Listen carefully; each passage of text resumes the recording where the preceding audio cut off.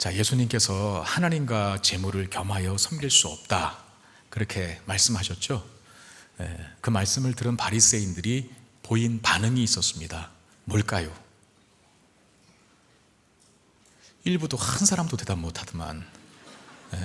여러분, 제가 늘 연속 강의 하잖아요. 제가 예습은 해오라고 하지 않거든요. 복습은 좀 해오셔야 할 필요가 있지 않을까요? 지난주에 목사님이 이 부분 갖고 설교했지, 한번 다시 읽어볼까? 그러고 좀 오시면 어디가 덧납니까? 더 잘 저도 힘이 나서 막 전하겠고, 1 더하기 1은 뭐예요? 라고 묻는데 아무도 대답 못한다면 제가 그냥 마음이 쭉 침체되지 않겠어요? 다시 물어보겠습니다. 하나님과 재물을 겸하여 섬길 수 없다는 예수님 말씀을 듣고 바리새인들이 보인 반응은 뭐였습니까? 비웃었다. 비웃는 건 아닙니다. 용서해 주시고. 왜 또 여기서 여기만 대답하는지 모르겠어요. 그 전에 성경 보면 비웃었다고 돼 있잖아요. 답이 다 나와 있는데 그 비웃음 속에는 못마땅한 거죠. 그리고 불편한, 또 불쾌한 감정을 같이 갖고 있어서 비웃은 거예요. 하나님과 재물을 겸하여 섬길 수 없다는 예수님 말씀을 듣고 바리새인들이 비웃은 이유는 무엇 때문이라 그랬습니까? 그들은 재물을 사랑하는 자였기 때문에, 즉 돈을 사랑하는 자였기 때문에 하나님도 돈도 섬길 수 없다, 같이 섬길 수 없다, 하나님을 섬기면 돈은 그 밑에 있다 라고 하는 말이 싫은 거죠. 듣기가 싫은 거죠. 그들은 재물을 사랑하는 자들이었기 때문에 바리새인들은 이런 신학을 정립했는데, 어떤 신학이냐면 하나님 잘 섬기면 하나님께서 재물의 복을 주신다, 그렇게 믿었고 그 믿음을 대중들에게 가르쳤어요.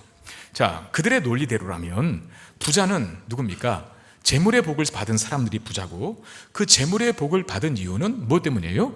하나님을 잘 섬겼기 때문에 재물의 복을 받은 자입니다. 그럼들은 당연히 죽으면 그 사람들은 어디 가야 합니까? 천국 가야죠. 그러니까 부자는 무조건 천국 가야 되는 거예요. 왜? 재물을 하나님께 주셨고, 주신 이유는 하나님 잘 섬겼기 때문에. 그럼 부자는 천국 가야 되는 겁니다. 그럼 반대로 가난한 자는 재물의 복을 받지 못한 사람이고, 재물의 복을 받지 못한 이유는 그들이 하나님을 섬기지 않은 탓이다라고 하는 답을 얻는데, 그럼 가난한 자는 죽어서 어디 가야 합니까? 지옥 가야 되는 거예요. 그들의 논리라면. 그렇다면 정말 부자는 당연히 천국 가고 가난한 자는 당연히 지옥 가는 게 맞는가? 이 질문에 대한 답을 오늘 본문에서 예수님께서 부자와 거지 나사로가 천국 가고 지옥 간 이 비유를 통해서 말씀하시는 거란 말입니다. 근데 오늘 잘 들으셔야 돼요. 비유입니다. 비유. 이 비유를 가지고 천국은 어떻고 지옥은 어떻고 구원론을 운운하는 건 맞지 않습니다. 그러니까 비유는 어떤 사실, 어떤 팩트를 이야기하는 게 아니라 전하고자 하는 메시지, 그 핵심이 뭔가 하는 것을 더 알기 쉽게 이해시켜 주고자 비유가 동원되는 거거든요. 제가 설교 중에 어떤 말을 전할 때, 어떤 메시지를 전할 때 그 메시지가 조금 어려워, 여러분들이 잘 이해하지 못할 것 같아, 그럼 제가 예를 들어 설명하거든요. 근데 그 예가 사실은 팩트일 수도 있고 팩트가 아닐 수도 있어요. 예를 들면 하면서 이렇게 가정해서 이렇게 가르쳐 줄 수도 있죠. 그러니까 예수님이 하시는 것도 마찬가지. 이 비유를 가지고 천국은 이렇구나, 지옥은 이렇구나, 물론 어느 정도 비슷한 부분은 없지 않아 있지만 막 신학적인 논증, 성경 전체가 말하는 천국과 지옥이 바로 이 모습이다라고 이해하면 안 되고, 오늘 본문의 비유는 천국과 지옥이 이런 모습이다, 구원론에 대해서 말한 게 아니라 예수님이 말씀하고 가시는 논리, 그 뭡니까? 청지기.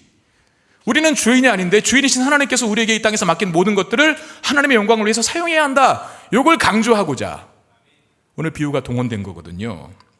부자와 나솔에 대한 묘사가 아주 대조적으로 오늘 먼저 기록이 되고 있어요.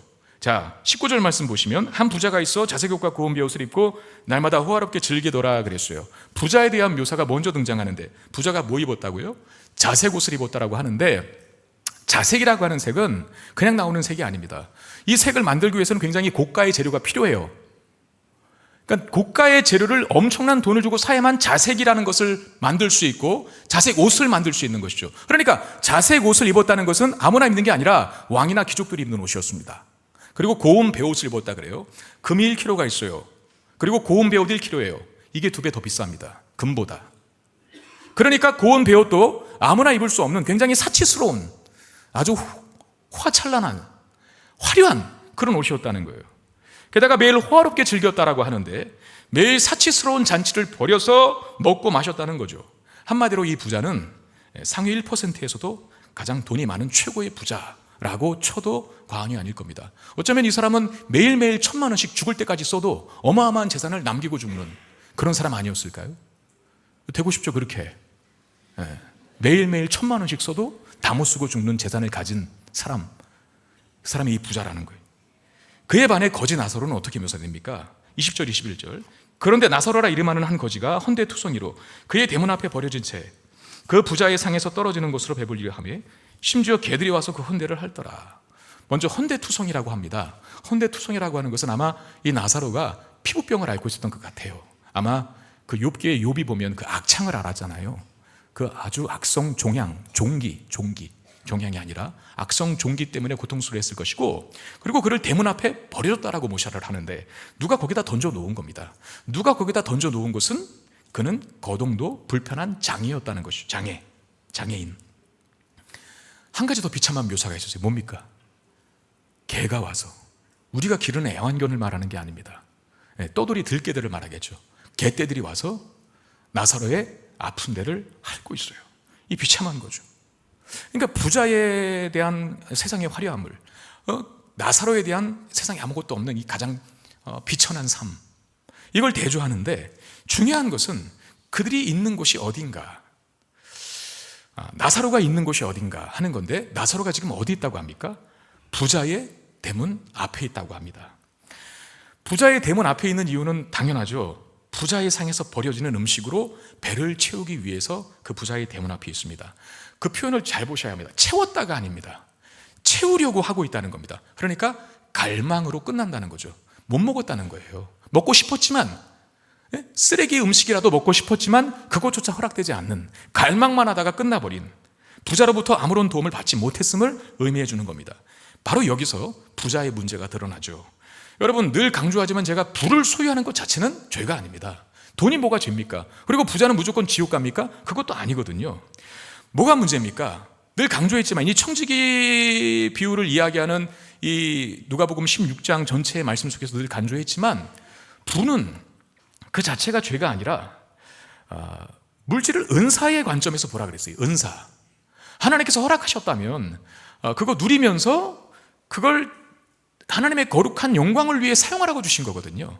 그러니까 물질도 은사라고 하는 관점에서 본다면 나만을 위해서만 사용해서도 안 되고, 그리고 악한 데 써도 안 되고, 잘못된 데 써도 안 되고, 이걸 써야 되는데 선한데 하나님이 기뻐하시는 방향으로 써야 맞다는 거죠. 근데 부자는 물질을 많이 소유했다라고 하는 자체에서 문제가 있는 게 아니라 받은 물질을 제대로 사용하지 않았다는 데 문제가 있어요. 그 부를 오로지 자신만을 위해서 사용하고 있기 때문에 이게 문제인 거예요. 나사로가 이 부자의 문 앞에 있었다는 것을 부자가 알았을까요? 몰랐을까요? 알았습니다, 분명히. 우리가 본문에서 보았지만 나중에 천국 지옥 갔을 때 지옥에 있던 부자가 나사로 좀 불러달라고 얘기하거든요. 나사로라고 하는 이름까지도 알아요, 이 사람이. 그러니까 문 앞에서 나사로가, 아주 거지인 나사로가 죽어가는 모습을 보고 있었음에도 불구하고, 알고 있었음에도 불구하고 아무런 액션을 취하지 않았어요. 도와주지 않았어요. 여러분, 우리에게도 우리 대문 앞에 놓여있는 나사로들이 있을 수 있습니다. 우리는 그들을 어떻게 대하고 있습니까? 여러분, 불신자들이 하나님 없다라고 믿는 이유 중에 하나나, 그게 뭡니까? 하나님 계시다면 어떻게 인간이 이렇게 고통당할 수 있느냐, 이것 때문에 그렇거든요. 지난 3년 동안 우리 코로나 때문에 어마어마하게 힘들었어요. 교회도 굉장히 많이 힘들었습니다. 욕도 많이 얻어먹었지만 예배를 드리지 못하는 것이 너무나 힘들었어요. 같이 모여서 함께 예배 드리는 것이 당연한 일이고 자연스러운 일이었는데, 예배당 문을 걸어 잠궈야 했던 그 수년이 있었지 않습니까? 그때 우리 많이 기도했죠. 하나님, 이것이 빨리 끝나게 해달라고. 세상 사람들이 조롱하는 거예요. 야, 하나님 계시다면 어떻게 이런 재난이 전 세계적으로 임할 수 있느냐? 그리고 니들이 기도하잖아. 빨리 없애달라고 기도해. 왜 안 없어져? 심지어 너희들 지금 예배 못 드리고 있잖아. 하나님이 빨리 기도해. 기도해서 예배 드리게 해달라고. 근데 안 됐거든요, 수년 동안. 그러니까 세상 사람들이 비난하는, 거봐, 없지, 하나님 없어, 이렇게 조롱했지 않습니까? 왜 지진이 나서 세상 사람들이 그렇게 죽어야 하고, 무고한 사람이 교통사고 나서 죽어야 하고, 물난리로 인해서 어떤 사람이 지하차도에서 갇혀서 죽어야 하고, 때로는 전쟁통에 수많은 사람들이, 젊은 사람들이 무슨 죄가 있다고 죽어야 하니, 그런 일이 실제 세상에서 벌어지는 거 보면 하나님 없는 거야 라고 세상 사람들이 이해하거든요. 이 얘기합니다. 그런데 한 가지만 기억하십시오. 재난의 근본 원인은 하나님이 없는 탓이 아니라 인간의 죄 때문에 그런 겁니다. 죄 때문에. 다만 하나님께서 그런 재난을 허용하시는 경우가 있죠. 물론 하나님은 많은 경우에 우리를 지켜주실 겁니다. 보호하실 거예요. 만약에 하나님께서 보호의 모든 손길을 거두어 가신다면 지구는 이미 멸망하고 없었을 겁니다. 하나님이 보호해 주시니까 이만큼 버티고 있는 거거든요. 근데 그럼에도 불구하고 하나님께서 허락하시고 허용하시는 재난들이 있어요.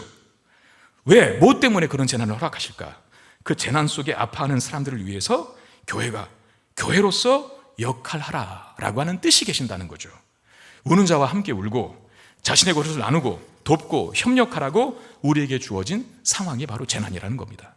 그러니까 재난이 왔을 때 세상 사람들은 어떻게 이야기하고 어떻게 반응하든 하나님을 믿고 있고 알고 있는 우리는 최소한 하나님이 계시면 왜 이런 일이 일어나냐 라고 말해서는 안 돼요. 그럼 어떻게 말해야 합니까?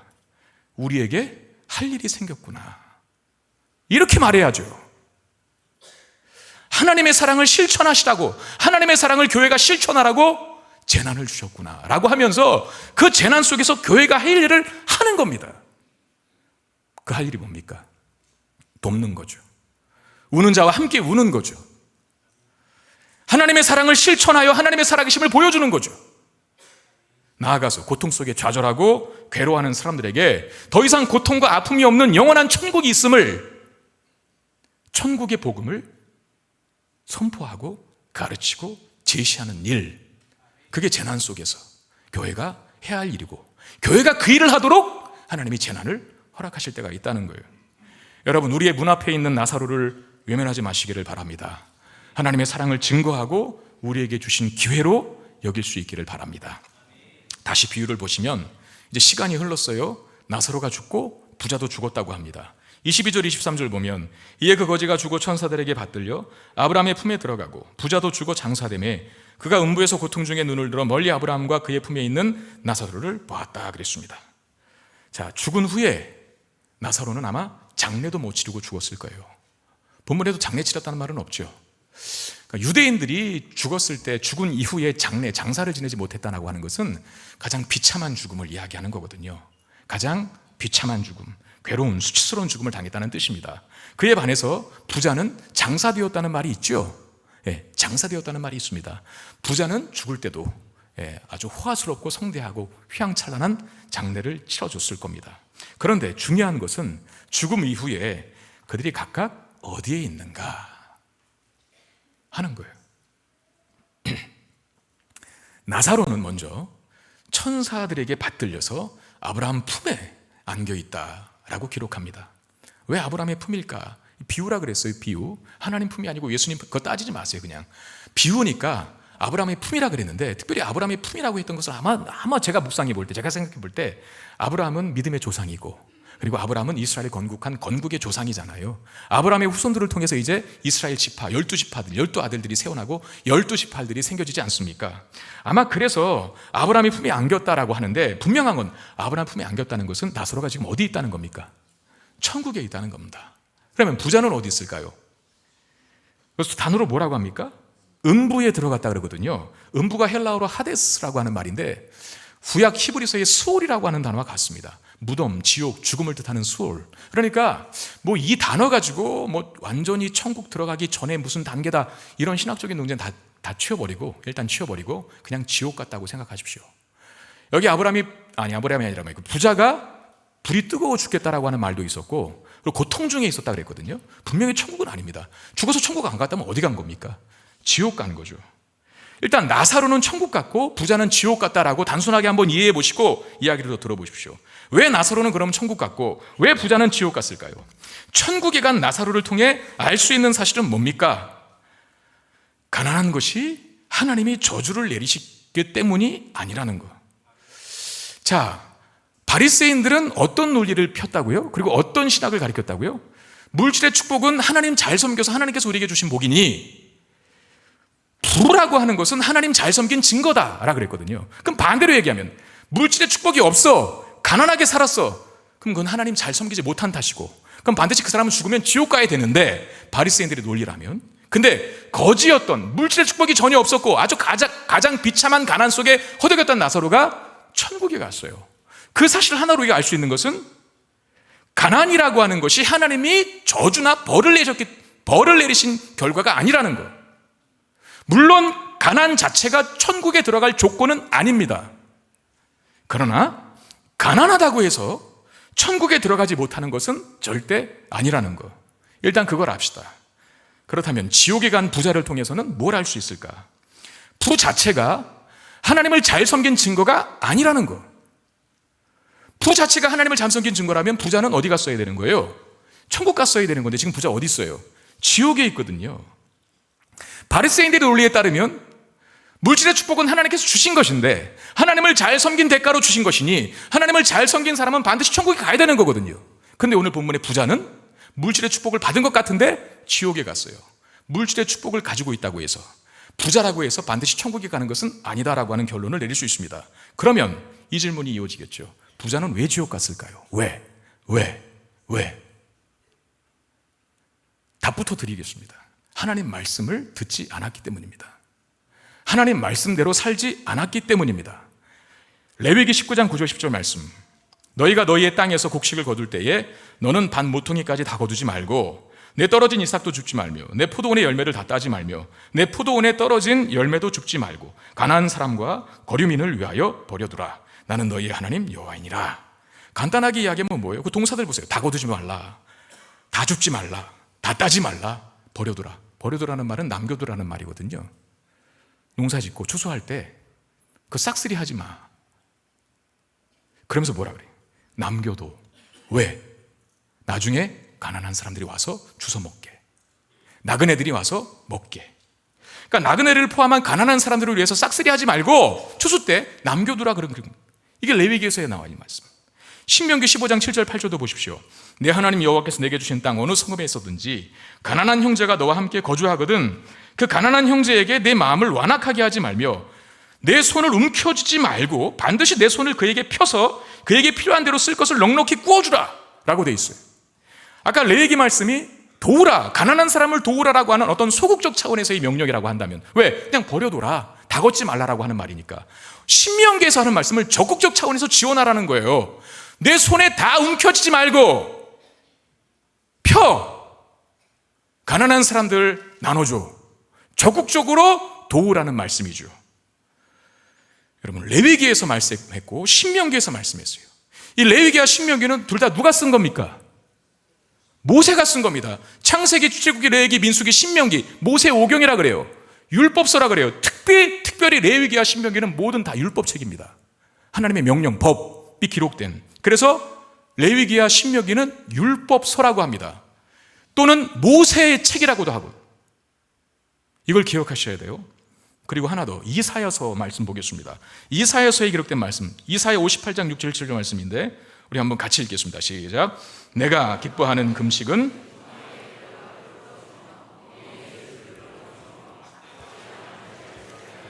모든 멍에를 꺾는 것이 아니겠느냐. 또 줄인 자에게 내 양식을 나누어 주며 유리하는 빈민을 집에 들이며 헐벗은 자를 보면 입히며 또 내 고륙을 피하여 스스로 숨지 아니하는 것이 아니겠느냐.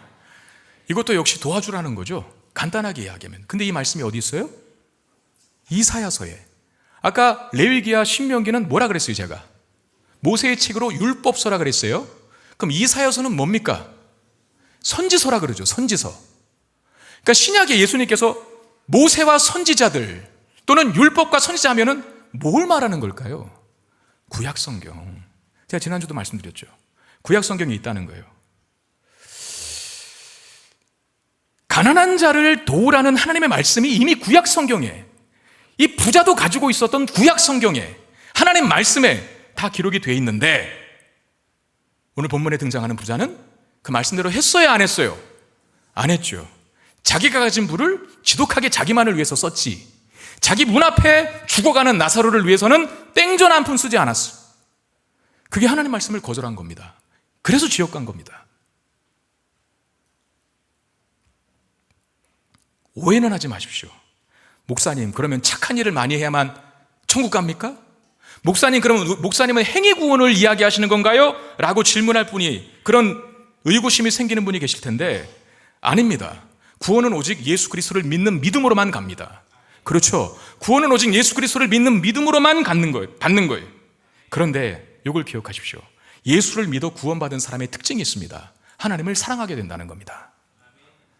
내가 구원받아 예수를 믿는데 하나님을 사랑하지 않아, 이런 법은 없습니다. 예수를 믿어 구원받은 사람은 하나님을 사랑하게 되어 있고요. 하나님을 사랑하는 사랑의 표현은 뭘까? 자, 요한일서 5장 3절. 하나님을 사랑하는 자가 그 사랑을 어떻게 표현하는지 답이 있습니다. 하나님을 사랑하는 것은 이것이니 우리가 그의 계명들을 지키는 것이라. 그 계명들은 무거운 것이 아니로다 라고 되어 있습니다. 제가 이 부분 설명드릴게요. 저는 7년을 저희 집사람과 사귀었습니다. 연애를 했거든요. 처음이자 마지막으로. 아주 뜨겁고 열렬하게 사랑했을 때가 있어요. 물론 지금도 뜨겁고 열렬하게 사랑합니다. 너무 좋은 거죠. 같이 있는 것 자체로 너무 좋은데. 근데 내가 의정부에 살았으니까 의정부에서 데이트를 하고 저희 집사람이 성남에 살 때인데 그때는 교통편도 불편해서 한 2시간은 걸렸던 것 같아요. 성남까지 가려면. 근데 저보고 성남까지 바래다 달래요. 제가 어떻게 했을까요? 미쳤나? 돌았나? 생각이 있는 거야? 이랬을까요? 아니면 좋아하고 얼른 따라갔을까요? 왜? 네. 사랑하면 그의 말을 듣는 게 짐이 아닙니다.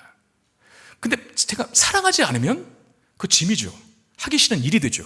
근데 사랑하면 사랑하는 대상이 하는 말을, 사랑하는 사람이 하는 말을, 사랑하는 사람이 원하는 것을 기쁘게 해줘요.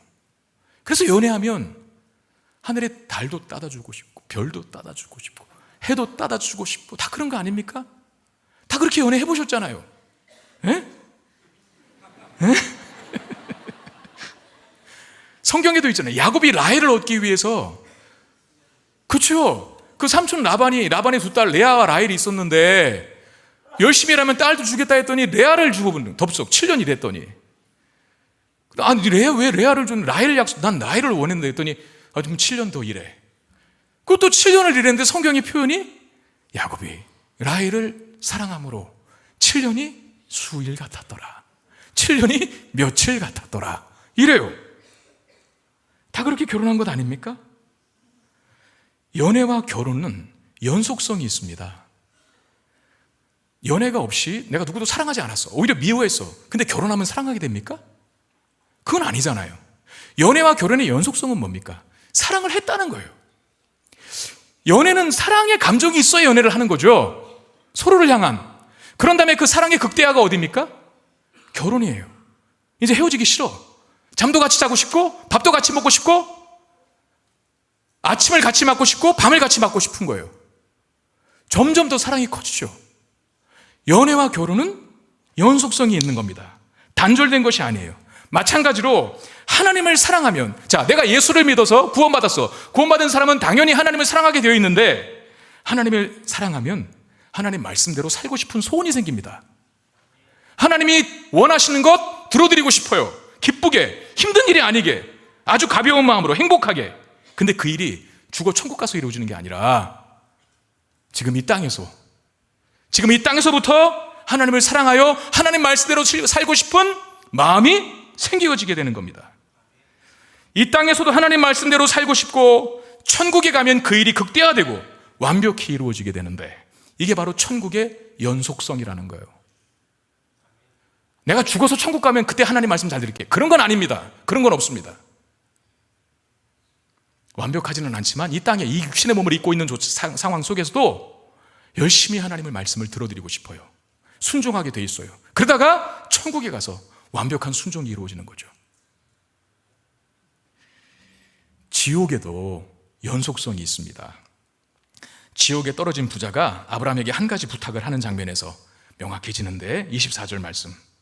불러 이르되 아버지 아브라함이여, 나를 궁히려 여기사 나사로를 보내어 그 손가락에 찍어 끝에 물을 찍어 내 혀를 서늘하게 하소서. 내가 이 불꽃 가운데서 괴로워하나이다 그랬습니다. 지금 부사가 나사로에게 물을 좀 갖다 달라 시키라고 아브라함에게 부탁을 하는데, 자 보십시오. 여기 부자가 지금 어디 있습니까? 있는 데가 어디죠?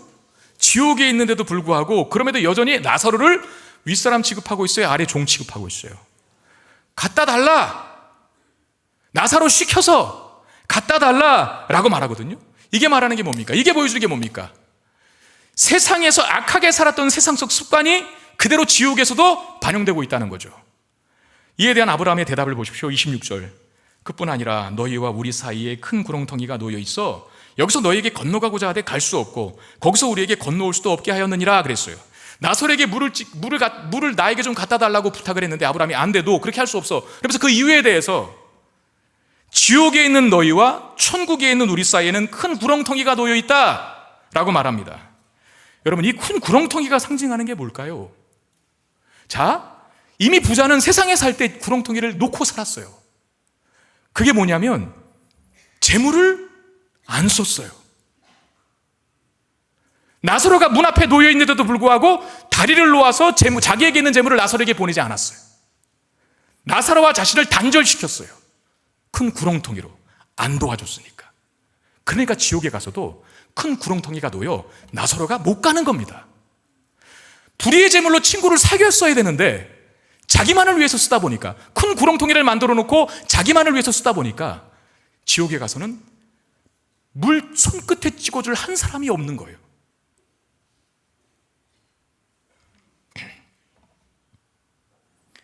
부자가 살아있었을 때 자기 집 문 앞에 있는 나사로를 돕기 위해서 자기 집 문턱도 넘지 않았습니다. 왜? 큰 구렁텅이를 놓고 살았거든요. 바로 그 문턱이 죽어서는, 이 부자가 죽어서는 아무에게도 도움을 받을 수 없는 큰 구렁텅이로 돌아온 거죠. 이게 지옥의 연속성입니다. 이미 세상 살 때부터 지옥을 살아요. 그러다가 죽으면 지옥이 극대화되는 거죠.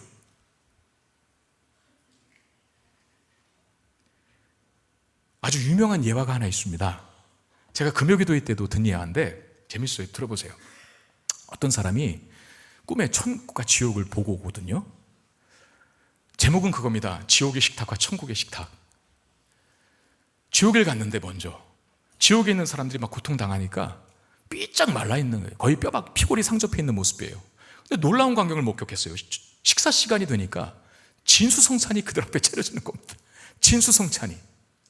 근데 그 음식을 먹는 조건이 하나 있었어요. 시간 내에 먹어야 되고, 그 음식은 반드시 정해진 지정된 수저로만 먹어야 되는데, 문제는 그 수저가 1m 이상이 되는 수저였습니다. 근데 지옥에 있는 사람이 왜 삐짝 굴러가는가?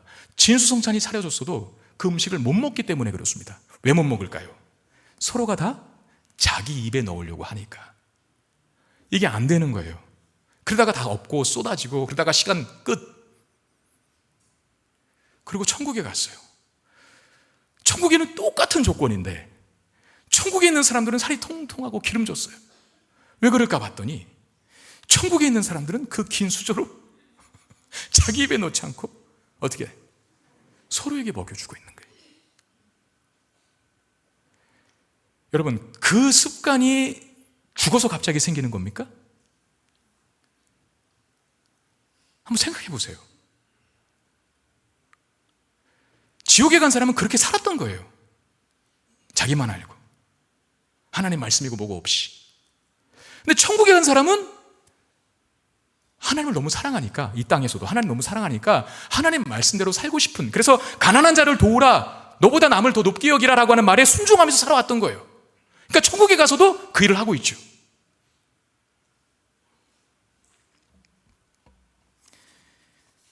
여러분, 외국에 나가서 살 계획을 해도 그 나라의 문화와 언어를 연습하고 가시잖아요. 네? 영어 잘 못하면 영어 배우려고 하고, 내가 미국 가서 살려고 하는데, 아니면 뭐 저기 뭐 스페인, 뭐 터키, 뭐 어디 중동에 어디 가서 살려고 하는데 아무 준비 없이 갑니까? 그런 법은 없습니다. 그런 사람은 제가 만나보지 않았어요. 언어를 준비하고 문화를 알고 준비하고 가요. 한 달 여행을 가도 준비하고 갑니다. 심지어 우리나라에서 귀혈을 해도 공부하고 가요. 거기서는 어떻게 사나? 하물며 우리는 이 땅에서의 삶은 잠시입니다. 영원한 초소를 우리 가야 되거든요. 그러니까 영원이라고 하는 말에 이 땅에서의 삶은 그 영원이라고 하는 시간 속에 점 하나에 불과해요. 그럼 영원이라고 하는 삶에서의 그 소망이 우리의 인생의 목표가 되어야 되는데, 우리는 지옥 갈 사람들은 아니니까요. 우린 천국 갈 사람이잖아요. 그죠? 예수를 믿어 천국 갈 사람들이 분명합니다. 그러면 그 천국에서 살기 위해서 지금 이 땅에서 천국에서의 삶을 연습하고 준비하는 건 당연한 것 아닐까요? 외국 나가는 것도 준비하고 가는데 영원한 나라에서의 삶을 이 땅에서 준비하지 않는다면 어찌 그 사람을 천국 갈 사람이라고 말할 수 있겠습니까? 천국에 가서 영원토록 살 것을 알기 때문에 저만 하에 불과한 시간이 이 땅에서 우리는 천국에서의 삶을 연습하고 준비합니다. 그 연습과 준비가 뭡니까? 하나님 말씀대로 사는 거예요. 27절 28절 말씀 이르되 그러면 아버지여 구하노니 나사로를 내 아버지의 집에 보내소서. 내 형제 5이 있으니 그들에게 증언하게 하여 그들로 이 고통받는 곳에 오지 않게 하소서 그랬습니다. 자, 이 지옥에 떨어진 부자가 아브라함에게 부탁을 하나 더 해요. 나사로를 자기 아버지 집에 보내서 아직 살아있는, 땅에 살아있는 형제들에게 말하여서 이 사실을 좀 가르쳐줘서 그들로 하여금 그들에게는 정말 이 지옥에 오지 않게 해달라고, 이 지옥에 오지 않게 해달라고 이렇게 부탁을 합니다. 그 부탁에 대해서 아브라함이 또 뭐라고 하는지 29절 아브라함이 이르되 그들에게 모세와 선지자들이 있으니 그들에게 들을지니라 그랬어요. 자, 여기 말하는 모세와 선지자는 사람을 말하는 게 아닙니다. 분명히 뭐예요? 제가 설명했죠. 구약성경입니다. 구약성경. 특별히 제가 아까 언급했던 레위기, 신명기, 그 다음에 이사야. 거기서 무슨 말씀이 있었어요? 가난한 자 도우라. 이 말씀이 있었거든요. 그 말씀대로 살면 된다. 굳이 죽었던 자가 살아나서 그거 전달 안 해도 돼. 이미 네 형제들이 갖고 있는 책이 있지 않니? 구약성경. 거기 보면 어떻게 살아야 하는지 다 알려져 있으니까 그렇게 살면 된다. 이렇게 말했더니 부자가 다시 부탁하죠. 30절 이르되 그렇지 않습니다. 아버지 아브라함이요 만일 죽은 자에게서 그들에게 가는 자가 있으면 회개할 것입니다. 아브라함의 말을 막 따지고 물은데 그렇지 아니하다. 이 말이 무슨 뜻입니까? 지옥에 간 부자건 그들의 형제들이건 간에 이미 성경을 알고 있어요. 구약 성경을 갖고 있어요. 이들은 정통 유대인임이 분명합니다. 아브라함을 표할 때 부자가 아버지 아브라함이요 그랬거든요. 정통 유대인이에요. 그러니까 구약 성경을 이미 갖고 있고 알고 있는 사람들이라는 거죠. 그런데 이 부자 본인이 그랬잖아요. 구약 성경을 갖고 있지만 그대로는 살지 않았어요. 그러니까 지옥 갔죠. 나도 안 믿어지는 구약 성경을 모세와 선지자가 내 형제들 곁에 있다 하더라도 그들은 그거 안 듣습니다.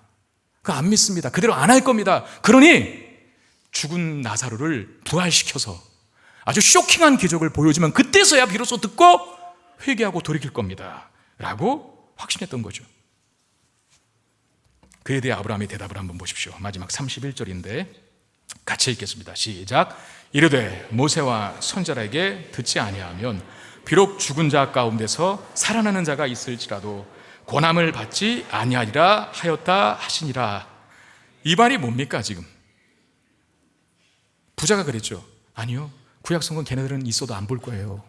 구약성경 봐도 안 들을 거예요. 그러니까 충격적인 사건을 좀 보여줘야 되는데 죽은 자가 살아나서 부활해서 직접 말해주면 그거 보고 놀라서 회개할 겁니다. 그랬더니 아브라함이 이렇게 말했어요. 모세와 선지자들을, 즉 구약 성경을 듣지 않으면 부활한 사람이 가서 전한들 그들은 안 들을 거다 라고 말하고 끝나요. 자, 여러분 우리도 그렇지 않아요?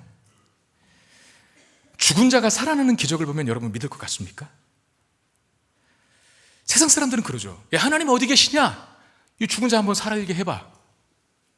그럼 내가 믿을게. 그러거든요. 그래서 정말 죽은 자가 살아났어요.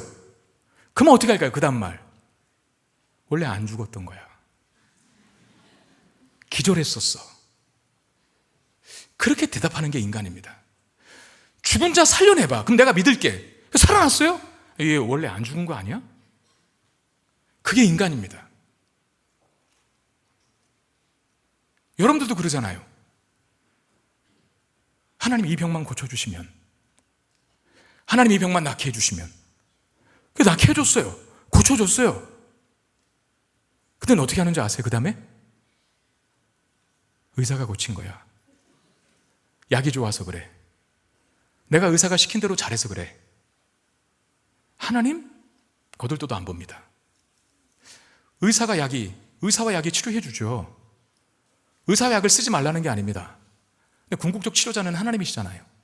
그러면 하나님께 제일 먼저 감사하고 이 병 치유해 주면 내가 열심히 주님을 섬기겠습니다. 그 약속 지키셔야죠. 근데 우리는 잘 안 지켜요. 사업이 다 망해갑니다. 하나님 한 번만 살려주세요. 다시 번창케 해주시면 저에게 부어진 물질의 축복, 은사인 줄 알고 하나님 영광을 위해 사용하겠습니다. 그렇게 약속해놓고 사업이 번창했어요?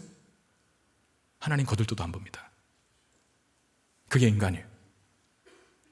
저는 설교가 참 어려운데 목회에 가장 어려운 일은 설교입니다. 설교가 늘 부담인데 제가 설교 준비를 다 해놓고, 물론 설교 준비를 다 했다라고 하는 그 말은 사실 맞지 않는 말인데, 왜냐하면 설교 준비를 끝낼 순간은 설교를 다 마칠 때거든요. 그러니까 준비는 늘 계속 해야 돼요. 그럼에도 불구하고 원고를 이제 초안을 다 완성했을 때 다시 보면 때로는 좌절과 낙심에 빠질 때가 많아요. 왜 그러냐면 요거 가지고 성도들이 은혜 받을까? 요거 가지고 성도들이 말씀에 반응할까? 내가 너무 참 부끄럽다. 제가 존경하는 어느 목사님이 계신데 그 목사님이 요새 TV에 잘 나오시더라고요. 그 목사님 보면 저는 그런 생각이 들 때가 있어요. 나도 목사해도 되나? 목사는 저런 분만 하는 건데, 왜냐하면 너무 레벨 차이가 나는 것 같아. 제가 스스로를 볼 때. 그래서 늘 설교를 부어잡고 하나님 앞에 기도해요. 하나님, 이 보잘것없고 볼품없는 설교문인데 은혜 주셔서 성도들이 은혜 받고 감동했으면 좋겠습니다. 그렇게 기도하거든요. 하나님 도와주세요 라고 하고, 그러고 서서 말씀을 전합니다. 그러면 성도들이 은혜 받았다 그래요. 그러면 또 내가 뭐라고 그러지, 저한테? 뭐라 그럴까? 하나님 감사합니다, 살려주셔서. 이게 아니라 그러면 그렇지, 역시 전재호는 설교 잘해, 이렇게 돼요. 그게 인간입니다. 죽었던 사람이 살아나서 복음 전하면 믿는다고요? 기적으로 믿는다고요? 그렇게 수많은 기적을 보고 살았던 이스라엘 민족은 제일 안 믿었습니다. 기적이 우리에게 믿음을 가져다 주는 게 아닙니다. 말씀이 우리에게 믿음을 가져다 주는 줄 믿으시기를 바랍니다. 우리에게는 모세와 선지자, 즉 구약 성경뿐만 아니라 신약 성경까지 있잖아요. 말씀이 기록된 성경이 있고 우리에게 완성된 성경, 얼마나 소중해요. 그리고 말씀이 전파되는 예배가 있고 예배 속에 말씀이 종을 통해 선포되고 있지 않습니까? 말씀을 가르치는 목회자들이 있습니다. 그 말씀이 우리를 변화시키는 거죠. 천국을 준비하는 사람들로 바꾸어가는 거, 그게 바로 하나님 말씀이라는 거예요. 그 말씀을 듣고 배우며 순종하십시오. 그것이 영원토록 천국에서 살 성도들이 이 땅에서 살아가는 모습일 겁니다. 말씀 맺겠습니다. 우리는 청지기입니다. 사실 오늘 본문까지 16장 전체의 말씀이 다 연결되어 있는 거예요. 청지기 비유부터. 이 땅에서 소유하고 있는 모든 것들은 우리 주인 되신 하나님께서 하나님의 영광을 위해서 사용하라고 우리에게 맡기신 겁니다. 그 일을 하라고 우리에게 지금 말씀하셨어요. 3주 동안. 그러면 우리는 그 말씀에 순종해야 됩니다. 그 말씀에 순종하여 이 땅에서도 천국의 삶을 누리는 저와 여러분 되시기를 주의 이름으로 축원드립니다. 이 말씀 기억하면서 찬양합시다.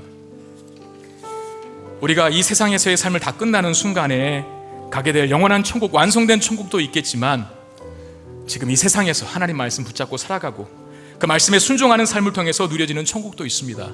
그 천국 누리게 해 주십시오라고 하는 마음을 담아 우리 함께 찬양합시다.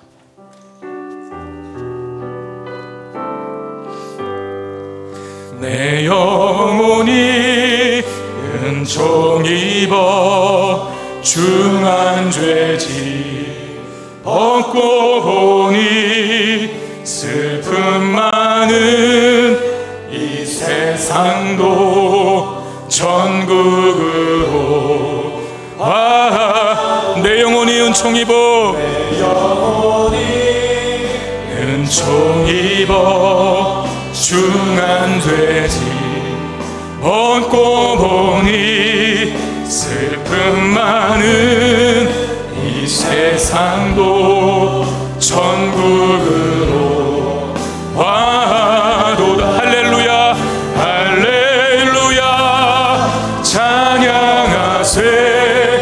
내 모든 죄 사함받고 주 예수와 동행하니 그 어디나 하늘. 주의 얼굴 뵙기 전에, 주의 얼굴 뵙기 전에 멀리 뵈던 하늘나라 내 맘속에 이루어지니 날로 날로 가깝도다. 할렐루야 찬양하세. 내 모든 죄 사함받고 주 예수와 동행하니 그 어디나. 높은 산이 거친들이, 높은 산이 거친 초막이나 궁궐이나 내 주 예수 모신 곳이, 내 주 예수 그 어디나 하늘나라. 다시 한번 찬양합시다. 높은 산이 거친들이, 높은 산이 거친들이 초막이나 궁궐이나 내 주 예수 모신 곳이 그 어디나. 할렐루야 찬양하세. 할렐루야 찬양하세. 내 모든 죄 사함받고 주 예수와 동행하니 그 어디나. 할렐루야 찬양하세. 할렐루야 찬양하세.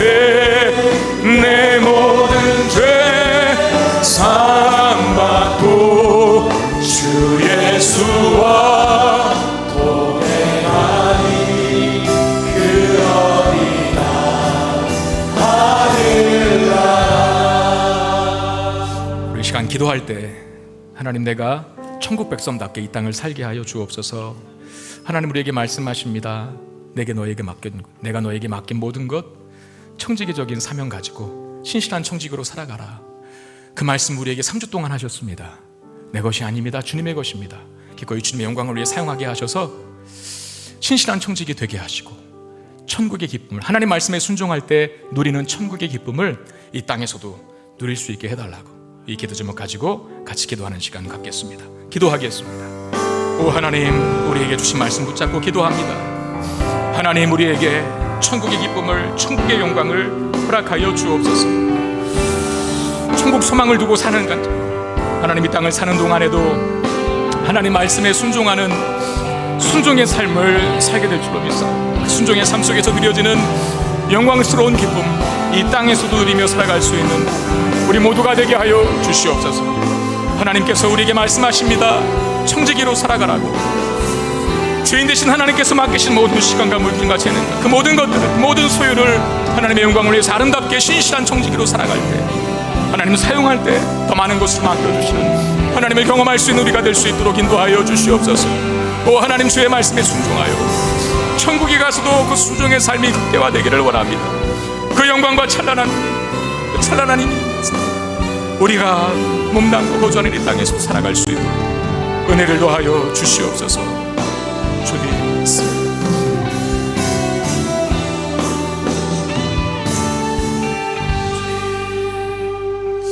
하나님, 우리가 천국 소망 가질 수 있도록 인도해 주시니 감사합니다.